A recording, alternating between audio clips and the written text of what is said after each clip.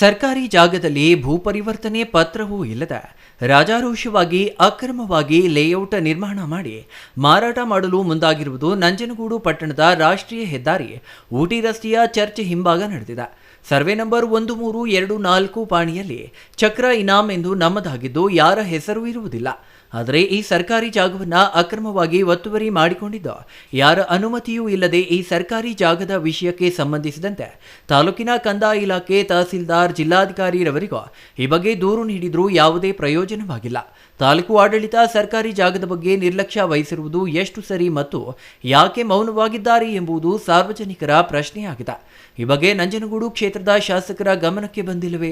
ತಾಲೂಕು ಆಡಳಿತ ಇಲಾಖೆಯು ಈ ಅಕ್ರಮ ಲೇಔಟ್ ನಿರ್ಮಾಣವಾಗಿರುವುದನ್ನು ಪರಿಶೀಲನೆ ಮಾಡಬೇಕು ಹಾಗೂ ಒತ್ತುವರಿ ಮಾಡಿಕೊಂಡು ಮಾರಾಟ ಮಾಡಲು ಮುಂದಾಗಿರುವ ಭೂಮಾಫಿಯಾದವರಿಗೂ ಕ್ರಮ ಕೈಗೊಳ್ಳಬೇಕೆಂದು ಸಾರ್ವಜನಿಕರು ಒತ್ತಾಯಿಸಿದರು.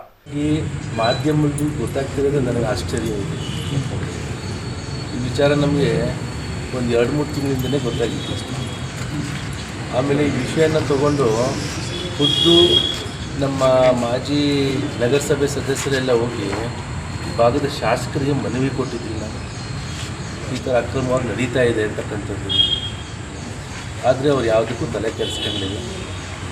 ನಾವು DC ಹೋಗಿ ಮನವಿ ಮಾಡಿಬಿಟ್ಟು ಬಂದಿದ್ದೀವಿ. ಇಲ್ಲಿ ತಹಸೀಲ್ದಾರ್ಗೂ ಮನವಿ ಮಾಡಿದ್ದೀವಿ. ನಾವು ಇಲ್ಲಿ ನಮ್ಮ RCಗೂ ಕೂಡ ಕೊಟ್ಬಿಟ್ಟು ಬಂದಿದ್ದೀವಿ.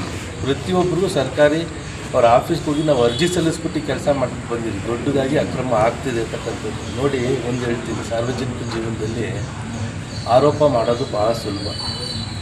ಆರೋಪದ ಜೊತೆಗೆ ನೀವು ಯಾವಾಗ ಅದಕ್ಕೆ ಪುಷ್ಟಿಯಾಗಿ ನೀವೊಂದು ದಾಖಲಾತಿ ಸಮೇತ ಬಿಡುಗಡೆ ಮಾಡ್ತೀರಾ, ಅದು ಹಗರಣ ಆಗುತ್ತೆ. ಇದು ಬ್ರಹ್ಮಾಂಡ ಭ್ರಷ್ಟಾಚಾರ ಆಗಿರೋದು ನಂಜನಗೂಡಲ್ಲಿ 1, 2, 3 ಅಲ್ಲ, ಬರೋಬ್ಬರಿ ಒಂದು 4ರಿಂದ 5 ಕೋಟಿ ರೂಪಾಯಿಯಷ್ಟು ಹಗರಣ ಆಗಿರೋದು. ಇದು ಒಂದು 2-3 ತಿಂಗಳೇ ಪ್ರಾರಂಭ ಆಗಿದೆ. ಅದೇ ಮಾಧ್ಯಮದವ್ರಿಗೂ ಕೂಡ ನಾವೆಲ್ಲ ಕೆಲವು ವಿಚಾರಗಳು ಹೇಳ್ತಾಯಿದ್ವಿ. ಯಾರೂ ಕೂಡ ಅದನ್ನು ಭಾಳ ಗಂಭೀರವಾಗಿ ತೊಗೊಂಡಿಲ್ಲ. ಅದು ಇವತ್ತು ದಾಖಲಾತಿ ಸಮೇತ ಇದನ್ನು ಬಿಡುಗಡೆ ಮಾಡ್ತಾಯಿದ್ದೀವಿ ನಾವು. ಇವತ್ತು ನಾನೇ ಹೇಳ್ತಾ ಇದ್ದೀನಿ, ಇವತ್ತು ನಮ್ಮ ಪಕ್ಷದಲ್ಲಿ ಯಾರು ಆರೋಪ ಮಾಡ್ತಾಯಿದ್ದಾರೆ, ಆಕಸ್ಮಿಕ ಆ ಆರೋಪ ಮಾಡ್ತಿದ್ದರಲ್ಲಿ ಕಿಂಚಿತ್ತು ಅಲ್ಲಿ ತಪ್ಪಾಗಿದ್ದರೆ ನಮ್ಮ ಕಡೆಯಿಂದ ಬೇಕಾದ್ರೆ ಕೇಸ್ ನಮ್ಮ ಮೇಲೆ ಹಾಕಿ. ಇಲ್ಲ ಅಂತಂದರೆ ಇದರಲ್ಲಿ ಯಾರ್ಯಾರು ತಪ್ಪಿತಸ್ಥಿದ್ದಾರೆ ಅವರು ಪ್ಲಸ್ ಅಧಿಕಾರಿಗಳು ಅವ್ರ ಮೇಲೆ ತಕ್ಷಣ ಕ್ರಮ ಜರುಗಿಸ್ಬೇಕು. ಆಮೇಲೆ ಇದಕ್ಕೆ ಹಿಂದೆ ನಿಂತ್ಕೊಂಡು ಬಲವಾಗಿ ಯಾರು ತಾಲೂಕು ಆಡಳಿತ ನಡೆಸ್ತಾ ಇದ್ದಾರೆ ಅವರಿಲ್ಲ ಅಂತಂದರೆ ಖಂಡಿತವಾಗ್ಲೂ ಕೆಲಸ ಆಗೋಕ್ಕೆ ಸಾಧ್ಯನೇ ಇಲ್ಲ. ತಮಗೆ ಜ್ಞಾಪಕ ಹೇಳೋಕ್ಕೆ ಇಷ್ಟಪಡ್ತೀನಿ. ನಾನು ಶಾಸಕರಾದ ಸಂದರ್ಭದಲ್ಲಿ ಕಾಂಗ್ರೆಸ್ ಪಕ್ಷದ ಬಹುತೇಕ ಈ ನಗರಸಭೆ ಸದಸ್ಯರು ನನಗೆ ಬಂದು ಕಂಪ್ಲೇಂಟ್ ಮಾಡ್ಕೊಂಡು ಹೇಳೋರಲ್ಲಿ ಈ ಥರ ಹಿಂಗೆ ಆಗ್ತಾಯಿದೆ ನಗರಸಭೆಯಲ್ಲಿ ಅಂತ.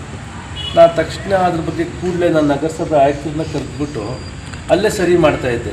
ತಪ್ಪಾಗಿದ್ದರೆ ಆಯುಕ್ತರಿಗೆ ಅಲ್ಲೇ ಬೈದ್ಬಿಟ್ಟು ಸರಿ ಮಾಡಿಸ್ತಿದ್ದೆ. ಅದನ್ನು ಈ ಥರ ಏನು ನಮ್ಮ ಮೇಲೆ ಆರೋಪ ಮಾಡಿದ್ರಲ್ಲ, ನಮ್ಮ ಸರ್ಕಾರ ಇದ್ದಂಥ ಸಂದರ್ಭದಲ್ಲಿ ನಗರಸಭೆ ಅಲ್ಲ ನರಕಸಭೆ ಅಂತ ಇವತ್ತು ಯಾರ ನರಕ ಅನುಭವಿಸ್ತಾ ಇದ್ದಾರೆ ಅಂತಕ್ಕಂಥದ್ದು 3 ವರ್ಷ ನಂಜನಗೂಡಲ್ಲಿ ತಾಲೂಕು ಆಡಳಿತ ಹೆಂಗೆ ನಡೆಸ್ಕೊಂಡ್ಬರ್ತೀನಿ ಅಂತ ಸಾರ್ವಜನಿಕರಿಗೆ ಗೊತ್ತಿದೆ. ಅದು ನಾನು ಅದ್ರ ಬಗ್ಗೆ ಹೇಳಿಲ್ಲ. ಇದು ಈ ಥರ ಒಂದು ಆರೋಪ ನಮ್ಮ ಆಡಳಿತದಲ್ಲಿ ಒಂದು ಬಂದಿದೆ ತೋರಿಸ್ತೀನಿ.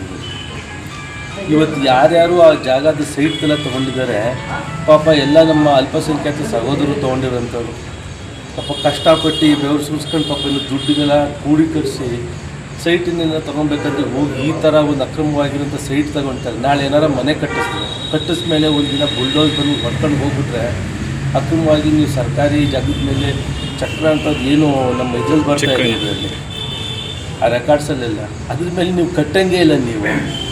ನೀವು ಈ ಥರ ಎಲ್ಲ ಮಾಡ್ಕೊಂಡು ಹೋದರೆ ಹೆಂಗಪ್ಪ ಇದು?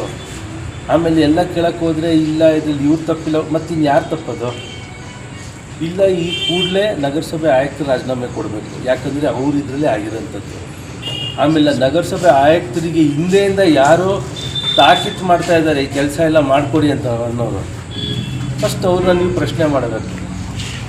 ಸೊ ಹಾಗಾಗಿ ಇದೊಂದು ಬ್ರಹ್ಮಾಂಡ ಭ್ರಷ್ಟಾಚಾರನ ಇವತ್ತು BJP ಪಕ್ಷ ಇವತ್ತನ್ನು ಜನಗಳ ಮುಂದೆ ಮಾಧ್ಯಮದ ಮುಖಾಂತರ ನಾವು ತಿಳಿಸ್ತಾ ಇದ್ದೀವಿ. ಇಲ್ಲಿ ನಮ್ಗೆ ಒಂದೇ ಒಂದು ಒತ್ತಾಯ, ನಮ್ಗೆ ಆ ಕಡೆ ಯಾರ್ಯಾರು ಸೈಟ್ ತೊಗೊಂಡಿದ್ದಾರೆ ಸ್ವಲ್ಪ ನೋಡಿ, ಅದನ್ನು ಸೈಟ್ದು ಸರಿ ಇಲ್ಲ ಅಂತಂದಮೇಲೆ ನೀವು ಪಾಪ ಏನೇನು ದುಡ್ಡನ್ನ ಕೊಟ್ಟಿದ್ರೆ ವಾಪಸ್ ತೊಗೊಳ್ಳಿ ನೀವು. ಇಲ್ಲ ನಾಳೆ ನೀವೇನಾದ್ರು ಕಟ್ಟೋಕ್ಕೆಲ್ಲ ಮತ್ತೊಂದು ಹೋದರೆ ಅಂತಂದರೆ ಅದು ಕಾನೂನು ಬಾಹಿರವಾಗಿ ಕೆಲಸ ಆಗುತ್ತೆ ಅದು. ಆಮೇಲೆ ನಾಳೆ ಮತ್ತೆ ನೀವೆಲ್ಲ ಕಾನೂನು ತೊಗೊಳ್ಳಿಲ್ಲ ತಾವು ಸಿಲುಕಿಸ್ಕೊತೀರ ಅಂತ ಹೇಳಿ ತಮ್ಮ ಮುಖಾಂತರ ಒಂದು ಎಚ್ಚರಿಕೆ ಗಂಟೆ ವಿಷಯ ತಮ್ಮ ತಿಳಿಸ್ತಾ ಇದ್ದೀನಿ ಅಂತ ಹೇಳ್ಬೋದು. Kumar, CTV news, Nanjangud.